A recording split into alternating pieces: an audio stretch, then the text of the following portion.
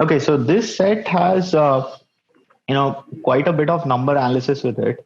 There are few factors that you have to take into mind. You have to be doing this carefully. I mean, if you mess this up, there's a lot of points where you can mess up. So let us read this properly, and then let us get into the solving structure. So the base exchange rate of a currency X with respect to currency Y is the number of units of currency Y which is equivalent in value to 1 unit of currency X. It's pretty obvious. That is what exchange rate anyhow is, right? So if I say exchange rate of rupee to dollar, so if you say rupee to dollar, it's 1/75. But if I say dollar to rupee, it is 75, right? So it's pretty obvious. I mean, $1 is 75 rupees. So exchange rate will be 75 for rupee to dollar sorry, a dollar with respect to rupee, something like that. So it's pretty obvious. I mean, there is nothing to it. Currency exchange outlets buy currency at buying exchange rate that are lower than base exchange rates, and sell currency at exchange rates that are higher than the base exchange rate. So there is something base exchange rate, and the currency outlets are buying at a lower rate than the base rate. So let's call that base rate in short.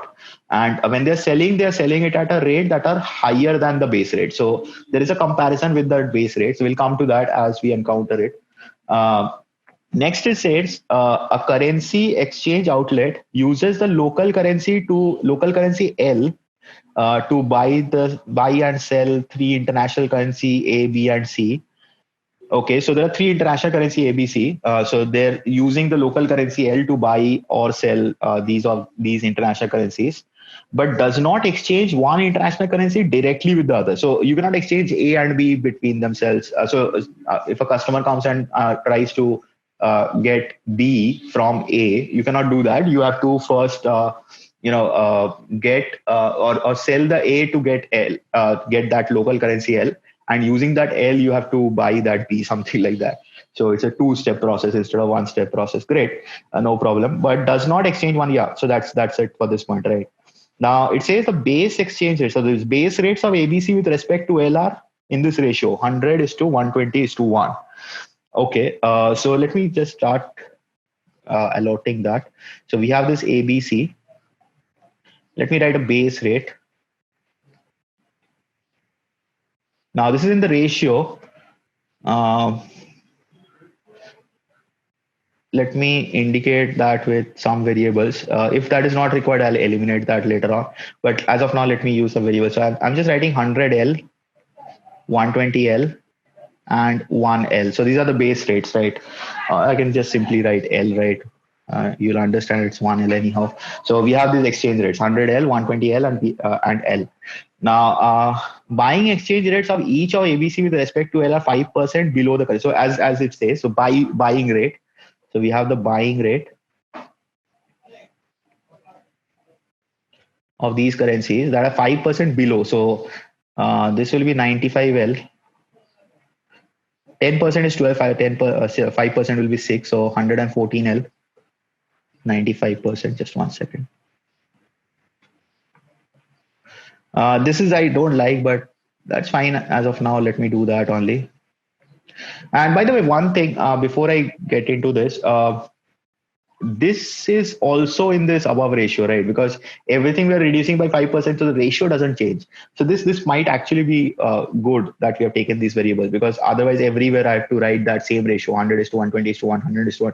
Because the ratio is not going to change any which way, right? So let's keep it at this way only. So buying rate is this, and selling rate are here. Selling exchange rates are 10% above the base rate. So selling rate, I could have written sale rate also, but anyhow, selling rate are 10% more than the base rate. So this is 110L, 132L, and 1.1L. Okay, let's keep it at that. Now, the following facts are known about the outlet on a particular day. The amount of L used by the outlet to buy C equals the amount it received by selling C. Okay, but how many we buy, how many we sell, we don't know, right? Let's keep that as of now. Point number one. Point number two, amounts of LU. So again, related to amounts. So let's not work on the amounts first. Can we figure out the number of values? Yeah. So if you look at point number 456, the 456 is giving us the units, right? The units of A that you're selling. outlet. Okay, not four, not even four, and just this 5 and 6. Just this 5 and 6 will give us a lot of things. Check this out. I mean, 5 is saying outlet started the day with some amount of L, 2500 units of A, 4800 units of B, and 48,000 units of C, right? But 6 tells us that outlet ended the day with the same amount of L. So sorry, some amount of L. So amount of L we don't know. But for A and B, we know the changes, right? I hope you can see A is, if you look at A is increasing from 2500 to 3300, right? B is increasing from, or B is remaining same. B is remaining 4800 to 4800. So this is what we have. And for C, it is 48,000 to 51,000. So these are known, right? So there are some units of these currencies bought and sold in the day, right? So let me write it in this way: buying and selling. Let me write these two things. I have to use some variables. Now, before I get into that, because there's an increase in the units of A, the number of units of A that the company bought should be more than the number of units that the company sold, right? Or the outlet in this case. So what I'll do is I'll use A for the selling, and because there's an increase of 800, the buying should be 800 more than the selling, right? So this should be A plus 8. Let me just write it up top. So whenever I get the value, I can write that in the middle. So this is a relationship between these two, right? For B, there is no change. So whatever units of B is bought, you have sold the same units of B. That is why there is no change, right? For C, there's an increase of 3,000. So C, if you have bought or sold C of them, C units of them, then you have bought 3,000 more than that, right? So this is the relation for C. Now we can utilize those point number 1, 2, and 3. So let me do something. Let me get these points a little bigger in font size, and then we'll start the discussion of them. Okay, now let us try to get this ABC if we can. Point number 1 says amount of L used by outlet to buy C equals the amount of L it received by selling C. Okay, so the amount is dependent on two things, right? So the units that it bought. So instead of buying and selling, let me write this: units bought and units sold. So this is the units bought. I'm writing this in short, and this is the units sold, right? So using this, we can equate this, right? So I'll use ratio. So understand this. I mean, this is something you should be knowing it by now. If this into this, that is the amount in buying, is equal to this into this, then the ratio will be inversely proportional, right? So for example, C plus 3,000 upon C should be 1.1 by 0.95. So that will be something like this: 110 by 95, right? You should be good with these kind of things. Then it saves a little bit of time. Or you can explicitly write that step, this into, this whole thing into this will be equal to the whole thing into this. Then you cross divide and get the same thing. Now, this is reducible, by the way. This comes out to be 22 by 19. And now check this out. I mean, the numerator and denominator here has a difference of 3,000. But on this case, it has a difference of 3, right? If you get the parity, the numerator and denominator will match. In order to get 3 to 3,000, I just need to multiply 1,000 to both of them, right? So now I know that C is 19,000 and C plus 3,000 is 22,000. So this is 19,000 and this is 22,000. So C is done. So let's take that off. Point number 2 says the amounts of L used by the outlet to buy A and B are in the ratio 5:3. Okay, so buying ratio is given of A and B. So this are the units, and this are the buying rate. So that will be multiplied. So let me write this explicitly. Don't get confused. Before I get into that, so this two will be in the ratio 5:6, right? Let me show this step explicitly what I'm talking about. If I apply that shortcut, maybe you'd not understand that if you're not good with ratio. So this is the relationship given, right? So see this LL goes off, and here also this is cancelling out to be 5/6, right?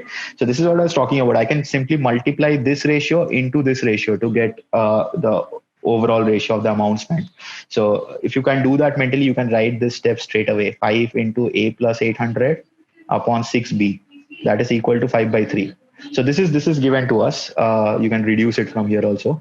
Now let us quickly do some cancellations and stuff. So 5 goes off, and here we have 2 left off. So we are getting a relation A plus 800 is equal to 2B. Let's not work too much with this. Let's keep it as it is. So this is the first relation. Point number 3 says amounts of L, the outlet received from sales of A and B are in the ratio 5:9. So sales. So now let me apply that shortcut. I hope you can understand this. So sales ratio will be given by units sold ratio into selling rate ratio. Selling rate ratio will also be 5:6, right? Because as I said earlier while I was solving this, I mean, whatever is this ratio, the same as this ratio, the same as this ratio, because we're just increasing everything by 10% or decreasing everything by 5%, whatever it is. So in this case, it will be A by B, unit sold, into selling ratio, selling rate ratio. So that is the amount received ratio. That will be equal to 5/9. So again, you have some cancellations. You'll have 2B by, and so it's something like 3A is equal to 2B, right? So if you put this, I mean, 2B as 3A here, you'll get something like 2A is equal to 800 or A is equal to 400. And as soon as you get A as 400, either here or here, use whichever you want. B will come out to be 600, right? 3A is equal to 2B. 3A is 1200, so B is 600. So we know these values also now. So A is 400. So this should be 1200, 800 more. And both of these are 600. So these are known to us. And what is point number 4 telling us then? Okay. Point number 4 tells us, let me just quickly take this off. Point number 4 is telling us that the outlet received 88,000 units of L by selling A during the day.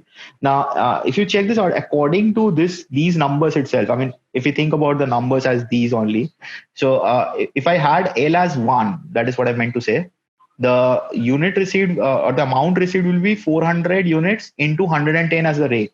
So that would have been 44,000, right? 400 into 110. But instead of that, you're getting 88,000. So what does that imply? L is equal to 2. So if L is 2, then only this can work out, right? So let me just keep a mark of that. So everywhere here, L is equal to 2. So now the table is complete. And now we can easily go into the questions. So let's get into the questions now. Okay, coming to the questions 29, how many units of currency A did the outlet buy on that day? So A buying is 1200 units. So that's the answer for this question. Pretty straightforward questions. This is 1200. 30 is asking how many units of currency C did the outlet sell on that day? So currency C selling is 19,000. So that is option D. What was the base exchange rate of currency B with respect to currency L on that day? So we're looking at the base rate. So base rate of B, right? So that is 120 into 2, 120 L. So that is 120 into 2, 240. That should be the answer. And the last question is asking what was the buying exchange rate? So buying rate of C with respect to L. So buying rate of C. Now buying rate of C is 0.95 L. So 0.95 into 2, that is 1.9, option D. So that's it for this question. There's not too much here. It's very easy only. I'll say easy to medium. Maybe a little leaning towards easy. Just saying easy to medium because it's a bit calculative, but if you are smart with ratios and handling those calculations quickly, then it becomes very easy to solve.